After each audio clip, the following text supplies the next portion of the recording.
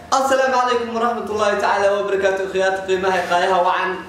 وقتي وهذه وعن هذا ملك استوى جوبتان يوقت والبوادين تاي وحن إذا رجينا فرحة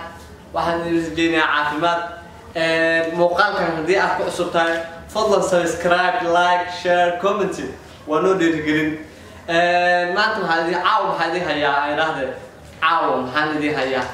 عاو حكالي تونا تارك مولاتك سوف نصبح حسين علي وهذا كنا مقالة باريس ودك فرنسيسكا أنكو بلاو نصر حسين علي كون سجال بقول سديتني شنتي سنة مرقوها وحي كلها مقالة مقدشو دكسيجي حسين ده سارة وحي كجبه إسلام مقالة مقدشو سنة مرقوها كون سجال بقول لابد يكون وحي وان بحدي تلك سكينيا وأي وقتي فربنا كقارتي ماما نصر حسين علي أو دقرنيسان أو ماما سومالية أو الهيرة السومالية كودن دريسان قيبة كم إذا دلك السومالي قاعد أهم مقالة المدشو قرب كوسي سيدا إنه لشو دي كوهر بري لهايين أو أن كم إذا هاي أنا قوة عقدها ماما نصر حسين علي أو waxay ka dhooftay dalka Soomaaliya sanad markuu ahaa 2015 waxay ka dhooftay aan idhaahday dalka Kenya oo ay hadda ku nooshahay wadanka Faransiiska gaar ahaan magaalada Paris Nasr Hussein Ali yaa la dhihin cagadaha caawa taariikh nololeedka Nasr Hussein Ali wuxuu uga hadlayaa yaa la dhihin waa maamadii garab igu siisay in aan anigu soo kaco oo aan mataqaanaa nin shaqaysanayo oo YouTube leh noqdo iguna bixisay dhaqaalo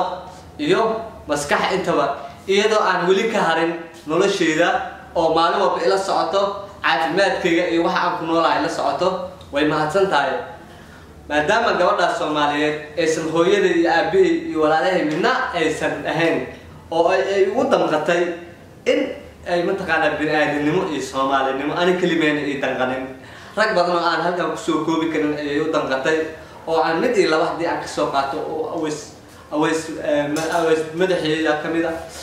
rag badan oo aan halkan ku soo koobi karin yaa kamida caawa waxaan ku doortay barnaamijkan in aan ku soo qaato taariikh nololeedka Nasr Hussein Ali oo kooban naxariista iyo wanaagga iyo mataqaanaa iyo horumarka ay noo sameynayso yaa iga keensaday maskaxdayda inaan soo qaato taariikh nololeedka Nasr Hussein Ali oo caawa aad nala daawanaysaan fadlan channelkan cusub ee cagadaha hadii aad ku cusub tahay